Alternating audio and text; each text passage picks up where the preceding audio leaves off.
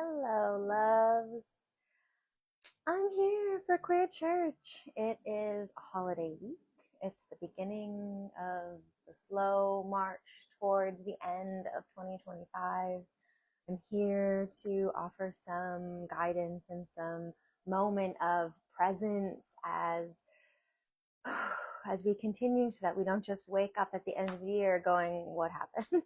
So let's carve out a little time. Let's take a moment.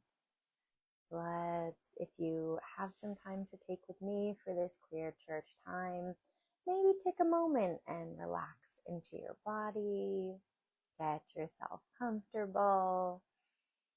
I am coming at you the week of Thanksgiving. This is kind of the beginning of what I call the holiday season and one of the more complicated ones.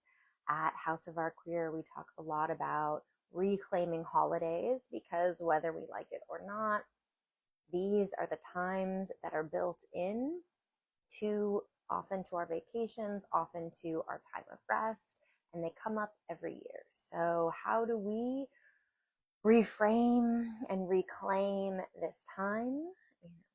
Like it or not, it comes every year. So I shared on my story earlier about ethical non-monogamy practices in spirituality, this idea of we don't have to have one faithful system for our spirituality. We can get it in a lot of different ways. We can have lots of different concurrent loves and relationships when it comes to spirit, to ritual, and even our spiritual communities. And this is a great time to be thinking about what is lifting up your spirit. How are you doing mentally, emotionally, energetically?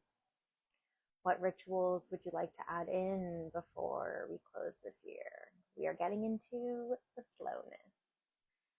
And I talk in House of Our Queer about internal versus external supports, right? Internal being the journaling, the therapy, the self-reflection, the things we do for ourselves, our body work, our mental work, our exercise. And external supports, the things that are coming from outside of us that we can turn to when we're feeling small, when we're feeling lost, when we're feeling hopeless. And astrology is one of those things. I have some astrology updates for us in a moment. It is both internal when we think about our charts, what makes up us, what was the sky that's mirroring us in this lifetime, and external, what are the transits that are happening? We are in Sag season. No matter what your sign is, it's the season. We're all in a little bit of fiery movement, a little bit of wanderlust, even in this time of slowing and stilling. So what does that mean? How do we get pulled all together? Holidays are also external support. Holidays are a time that exist, and in their best form, they are ways that can ground us in our mind, our body, our spirit, and our community to keep track of time. Some, I think, of the uncertainty and anxiety of our time we're living right now is that we're not keeping track of time together, and we're not keeping track of time with nature. And so how can we orient? And so I want to just offer, I share a lot about reclaiming holidays. On my website, I have a workbook if you're interested in reclaiming your own or digging in. In my book, I talk a lot about this in a whole chapter. And in here, this is just a moment or a reminder to think about how you reframe this holiday and the holidays that will be coming. I'm wondering, can we spend some time this week to honor Indigenous roots, to honor the land that we are on, to pay our land tax if we haven't already, and to focus on the idea behind Thanksgiving of gratitude, of welcoming, of community. How can those pieces be redone and reprised into your community? All right. Thanks for going with me with that. My reading today is from Healing Magic, a Green Witch Guidebook to Conscious Living by Robin Rose Bennett. And this is a kind of connection to Earth. And I'm going to read about plants. So as always, this is a moment for you to relax and to let your mind float. Maybe some of this sticks, maybe some of it floats away, but let your mind rest and dream and consider. Plants, including herbs, trees, shrubs, weeds, reeds, vines, wildflowers, mosses, ferns, lichens, and seaweed, are an integral part of green witch magic. They are green, the green in Green Witch. These chlorophyll-rich life forms provide us with the oxygen we breathe, the food we eat, which sustain us physically. But plants offer even more than that. They are loving allies for our mental, physical, emotional, and spiritual growth. According to an elder woman of the northwest wind, all of our creatures on the planet, plants have remained truest to their original purpose, which is to give generously of themselves to all living creatures. How can we learn from plants this holiday season, this week, and think about staying true to our root and giving generously to all living creatures, being part of an ecosystem of mutual aid? Plants are conscious beings of feeling and spirit. They are blessed with an abundance of gifts to share. I have found that all plants are consciousness altering. In this sense, plants grow us. They are wonderful allies to human beings, filled with love for us. Like birds and animals, plants don't have to remember that they are part of nature.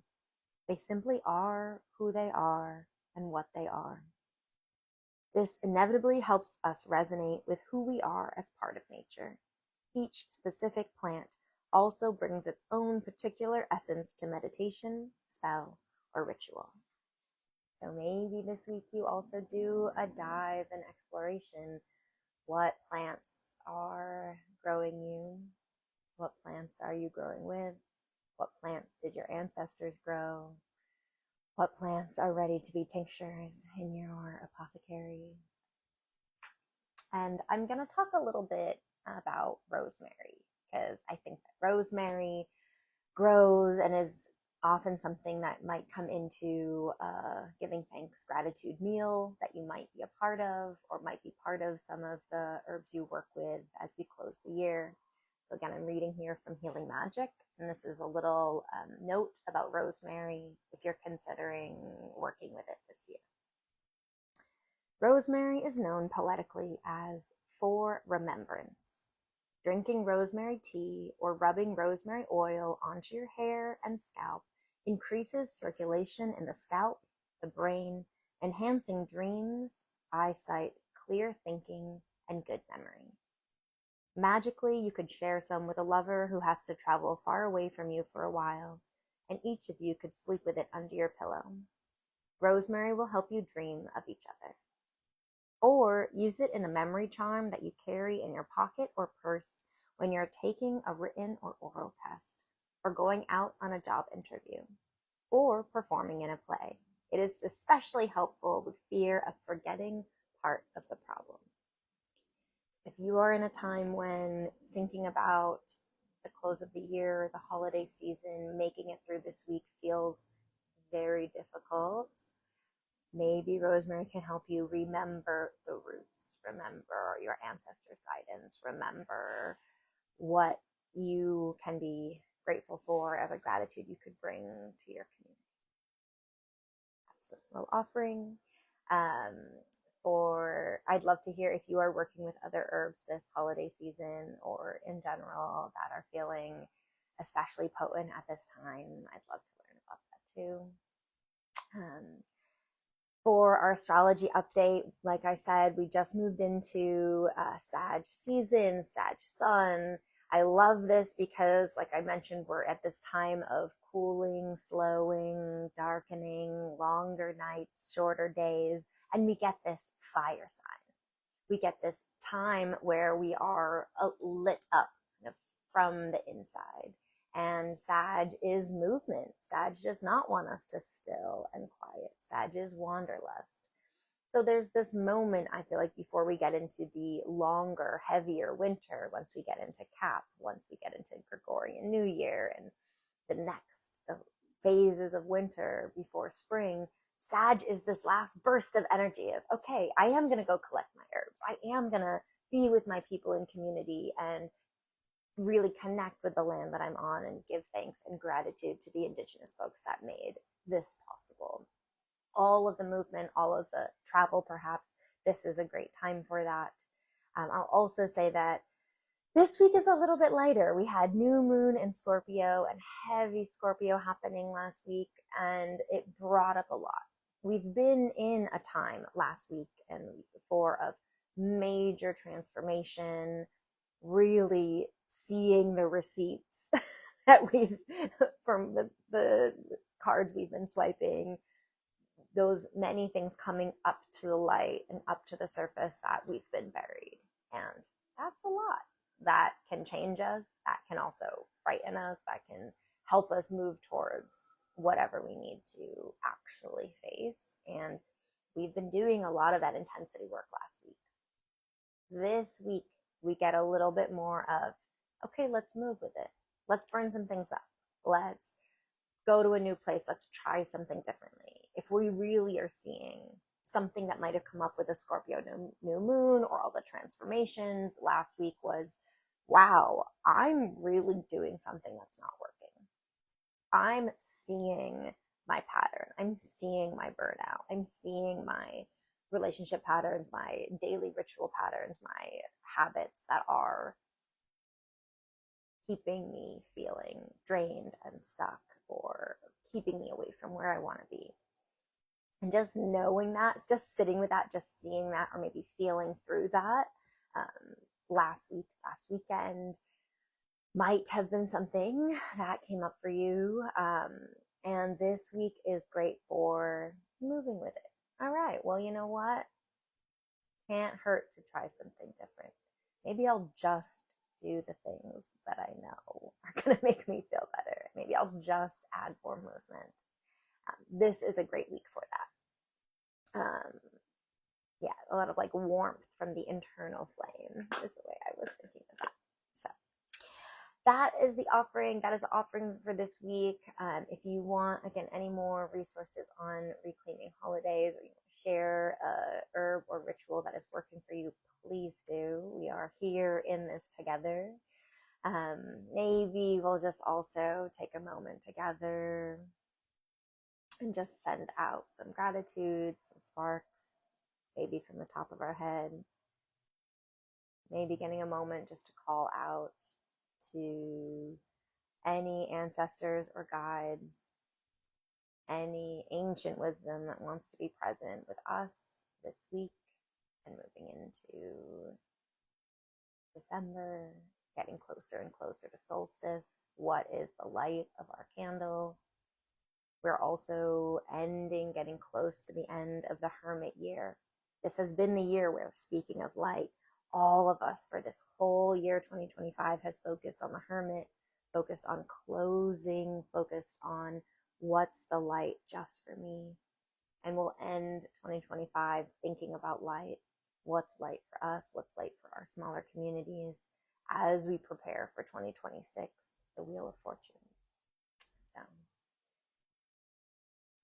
just having a moment to send out that gratitude, to prepare. I am co-hosting a tarot salon in December that I already posted. That's closing this year, Hermit, preparing for the Wheel of Fortune. So please join me if you want to do some tarot work together.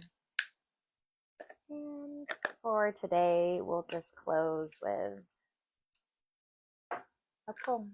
What do we need to hear? Big week. Moving forward, what do we need that will help us take all of the things that have been said, from plant magic to the astrology updates, to orienting ourselves in this moment, to finding our internal and external supports.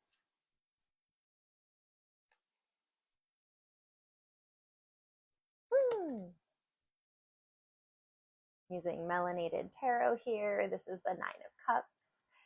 They're reminding us that yes, Scorpio is intensity, but it's also water. We're also in a lot of planets are in water right now. And that is awakening our heart, being connected. And this kind of shows, oh, we have all of these blessings. How do we look at them? See that this is a great rethinking gratitude week.